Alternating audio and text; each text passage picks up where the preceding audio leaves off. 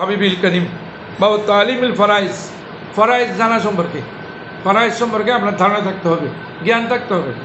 ফকাল উকবা ইবনে আমির তাআল্লামু, যে ফরাইজ শিখো, কবলা জোয়ান্নিনা হ্যাঁ আল্লাযিনা ইয়াতাকাল্লামুনা বিজ্জন্নি, যারা নিজেরা আনুমানিক কথা বলে, আনুমানিকতার পূর্বে আপনি ফরাইজ শিখেন। আন্দাজে কথা বলেন কেন? এখন আমাদের দেশের অনেক চিন্তাবিদেরা, তথাকথিত চিন্তাবিদেরা বলে যে মেয়েদেরকে ছেলের সমান দিতে হবে। বাবার সম্পদ যদি ছেলেও সমান পায়, বাবাও সমান পায়, এক নম্বর হলো আল্লাহর বিরোধিতা হচ্ছে, দুই নম্বরে হলো রসুলের বিরোধিতা হচ্ছে, তিন নম্বরে হলো ওই মেয়ে অনেক সম্পদ পাচ্ছে, মেয়ের তো কোনো খরচ নেই, যতদিন পর্যন্ত বিবাহ সাথী হয় নাই এতদিন পর্যন্ত মা বাবা লালন পালন করছে, বিবাহ সাথী দেওয়ার পরে স্বামী লালন পালন করছে।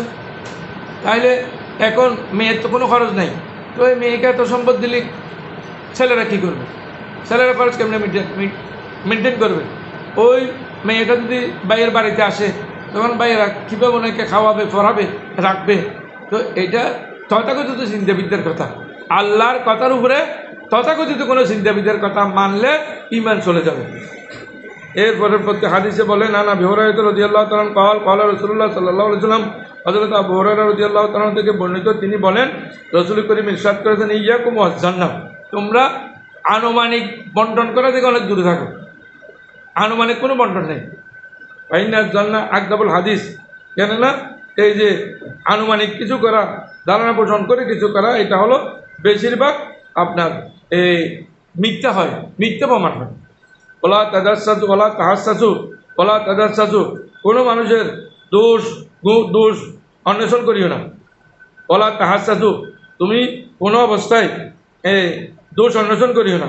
ওলা তাজাসসু, কারো দোষ অন্বেষণ করা নিষেধ, কারো ব্যাপারে তার আইব, তার দোষগুলো বের করা, উদ্ঘাটন করা, এটা নিষেধ। অন্য হাদিস শরীফে আছে যে মান সাতারাল্লাহ মুসলিমান সাতারাল্লাহু তাআলা ইয়াউমাল কিয়ামা, যা একজনের দোষ ত্রুটি চুপিয়ে রাখে, আল্লাহ তারটাও চুপিয়ে রাখবেন কিয়ামতের দিন। আল্লাহ তাবাগাজু, কেউ কারোর উপর রাগান্বিত হবেন না, কেউ কারো বিরুদ্ধে শত্রুতামি করবেন না। আল্লাহ তাদাবারও, কেউ কারো পিছনে রাখবেন না, কেউ কারো পিছনে লেগে তার ইজ্জত সম্মান নষ্ট করে দিবেন না। ফাকুনু ইবাদাল্লাহ ইখওয়ানা, তোমরা ভাই ভাই হিসেবে, আল্লাহর বান্দা হিসেবে তোমরা থাকো, বসবাস করো সুন্দরভাবে। কালা কৌলুন নবী সাল্লাল্লাহু আলাইহি ওয়াসাল্লাম, আল্লাহ রসুল বলেন, আল্লাহ নুরাসু মা তারাকনা সাদকাতুন, আমরা ওয়ারিস করবো না, ওয়ারিস হবে না, ওয়ারিস করা যাবে না। কোথায় মা তারাকনা সাদকাতুন? রসুল করিম বলেন, যে আমরা যা কিছু রেখে যাই সম্পদ, ওটার কোনো ওয়ারিস নেই, কারণ ওগুলো হলো সাদকা। দেখেন রসুল করিম সাল্লাল্লাহু আলাইহি ওয়াসাল্লাম আর আমরা, যারা বলে রসুল আর আমরা সমান, আমি তাদের কাছে বর্ণনা করি রসুলের ধন সম্পদ সবগুলো সাদাকা। এখন আমরা তো ধন সম্পদগুলো আঁকড়িয়ে ধরে রেখে আমাদের সন্তানদের জন্য দিই, রসুল কিন্তু নিজের সন্তানদেরকে দেন নাই, সন্তানদেরকে দেন নাই। দেখেন আন উরওয়া আর অন্য হাদিস, আন আয়েশা রাদিয়াল্লাহু তাআলা আন্না ফাতিমা রাদিয়াল্লাহু তাআলা আব্বাস আতায়া, হযরত ফাতিমা জোহরা এবং আব্বাস রাদিয়াল্লাহু তাআলা আসলেন, আগমন করলেন আবু বকরিন, হযরত আবু বকর সিদ্দিকের কাছে আসলেন, যখন আবু বকর সিদ্দিক রাদিয়াল্লাহু তাআলা খলিফা ছিলেন। ইয়ালতামিসানে, তারা এসে অন্বেষণ করলেন মিরাতাহুমা, তাদের ওয়ারিস সূত্রের সম্পদ, মিন রসুলিল্লাহ, রসুলের সম্পদ। ওমায়মাদিনিয়ে তুলবানে আর দিহিমা, ওই দুইজন তখন চাইলেন তাদের সম্পদকে, মিন ফেদাক নামক সেখান থেকে কিছু সম্পদ হস্তগত হয়েছিল, ওই সম্পদগুলো তারা এসে রসুলের দরবারে চাইলেন। ওয়াসাহমুহু মিন খাইবার, এবং খাইবারের সম্পদ, এগুলো চাইলেন। তো হযরত আবু বকর সিদ্দিক রাদিয়াল্লাহু তাআলা, অন্য হাদিস শরীফ আছে, তখন আবু বকর সিদ্দিক রাদিয়াল্লাহু তাআলা বলেন লাহুমা ওয়া ক্বালা লাহুমা, আবু বকর সিদ্দিক উত্তর দিলেন, সামিতু রাসূলুল্লাহ সাল্লাল্লাহু আলাইহি ওয়াসাল্লাম, আমি রাসূল পাকের কাছে শুনেছি, লা নূরাসু, আমার কোনো ওয়ারিস করা যাবে না, কোনো ওয়ারিস নাই। কি ব্যাপারে? মা তারাক না, যা আমি ছেড়ে এসেছি এগুলো হলো সাদকা। মা তারাক না সাদকা, আমি যা ছেড়ে এসেছি এগুলো হলো সাদকা। আমাদের তো ওয়ারিস সূত্র অনুযায়ী আমাদের সন্তান সন্ততিরা, আত্মীয় স্বজনেরা এখানে সম্পদের মালিক হয়, রসুল পাকের ব্যাপারে এগুলো নেই। বাইনামা ইয়াকুলু, কিন্তু খায় কি আলো মুহাম্মদিন সাল্লাল্লাহু আলাইহি ওয়াসাল্লাম মিন হাযাল মালে, কিন্তু একটা রীতি আছে, সে অনুযায়ী রসুলের বংশধর এখান থেকে যৎসামান্য খরচ নিতে পারবেন। আকালা আবু বকর সিদ্দিক রাদিয়াল্লাহু তাআলা বললেন, ওয়াল্লাহি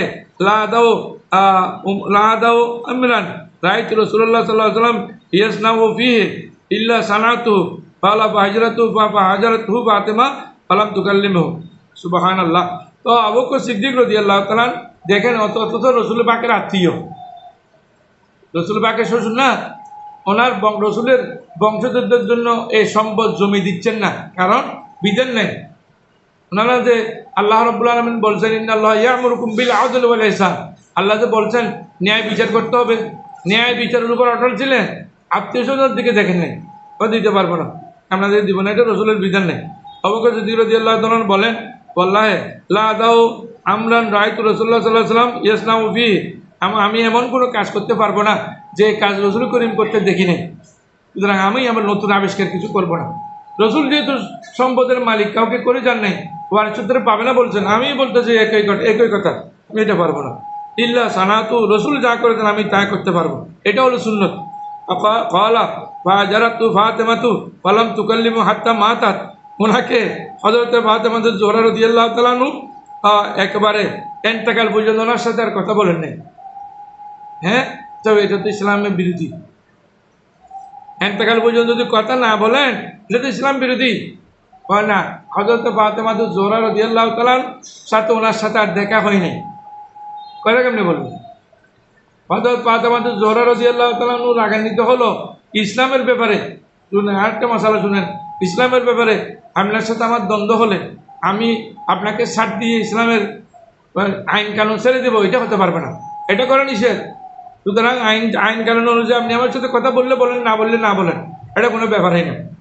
তো রসুল করিম সাল্লাল্লাহু আলাইহি ওয়াসাল্লাম এই মেয়ে ওনার সাথে আর দেখা হয় নাই, বিদায় কথা বলেননি। আয়েশা রাদিয়াল্লাহু নবী সাল্লাল্লাহু আলাইহি ওয়াসাল্লাম قال লা নুরাসু মা তারাকনা সাদকাতুন, এটা আগের মতো রসুল যা রেখে গেছেন ওগুলো সাদকা। জাকারান মিন হাদিসি যালিকা ফান তালাকতু হাত্তা দাখালতু আলাইহি ফাসালতু, কোন একটা হাদিসে এসেছে ফান তালাকতু, আমি গেলাম হাত্তা দাখালতু আলাইহি, যে ওনার কাছে গেলাম। কোথায় এটা হাদিস? কানা মুহাম্মদ ইবনে জুবাইর ইবনে মুতাইমিন যাকার আলী আমার সামনে এটা বলেছেন যে এই হাদিসটি আমরা ওনার কাছে গেলাম, হযরত আবু বকর সিদ্দিকের কাছে গেলাম, ফাসালতু, তার কাছে জিজ্ঞেস করলাম। আকালা, তিনি বলেন আন তালাকতু হাত্তা আদখুলা আলা ওমর, আমরা ওমর রাদিয়াল্লাহু তাআলা আনহুর কাছেও গেলাম। ফাতাও হাজিবু ইয়ারফা, তখন তিনি তার এগুলো একেবারে বাদ দিয়ে দিলেন, এটা আর হবে না, এটা আর পাবে না। হযরত আবু বকর সিদ্দিক রাদিয়াল্লাহু তাআলা আনহু যেভাবে করেছেন রসুল সেভাবে করেছেন, সুতরাং এখানে আর কিছু করা যাবে না। তো পরবর্তী হাদিসে এসেছে লা তাকতাসিম ওয়ারাসাতি দিনারান মা তারাকতু বাদা নাফকাতিন নিসাই ওয়া মাউনাতি আমিলি ওয়া সাদাকাতুন, বলছেন আল্লাহ রসুল যে তোমরা আমার ওয়ারিসি, আমার এই ওয়ারিস সূত্রে যা পাওয়া গেছে, মানে আমার সম্পদ যেগুলো আমি রেখে যাচ্ছি, এগুলো আপনারা দিনের দিরহাম এগুলো ওয়ারিস হিসেবে কাউকে দিবেন না। দিনের দিরহাম হোক, জমি হোক, যা হোক, অবশিষ্ট সম্পদ আত্মীয়জনকে দেওয়া যাবে না।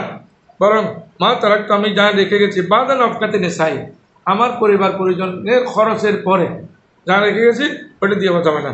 অমৌনতে আমিলি, এবং আমার এই কর্মচারীদের বেতন দেওয়ার পরে যা রেখে যাচ্ছি ফাহুয়া সাদকাতুন, এগুলো হলো সাদকা। সুতরাং ওগুলো কিছু করা যাবে না, ওগুলো কিছু করার কোনো সুযোগ নেই।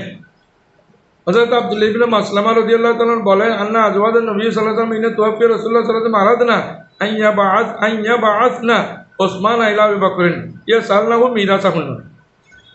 এর পরবর্তী হাদিসে হযরত আয়েশা সিদ্দিকা রাদিয়াল্লাহু তাআলা বর্ণনা দিচ্ছেন, নিশ্চয় নবীজির বিবিগণ, আমাদের মাজানগণ, হিনা তুওয়াফিয়া রাসূলুল্লাহ, যখন রসুল করিম দুনিয়া থেকে বিদায় নিলেন, আরাদনা, তারা ইচ্ছা পোষণ করলেন, আইয়া বাআসনা, তারা পাঠাবেন, প্রেরণ করবেন হযরত ওসমান রাদিয়াল্লাহু তাআলাকে ইলা আবি বকরিন, আবু বকর সিদ্দিক রাদিয়াল্লাহু তাআলার কাছে নিকট, ইয়াসালনাহু মিরাসাহুন্না, তারা তাদের মিরাস ওয়ারিস সূত্রে সম্পদগুলো, রসুলের সম্পদগুলো নেওয়ার জন্য আবু বকর সিদ্দিকের কাছে হযরত ওসমান জুনাইনকে পাঠানোর ওনারা খেয়াল করেছেন।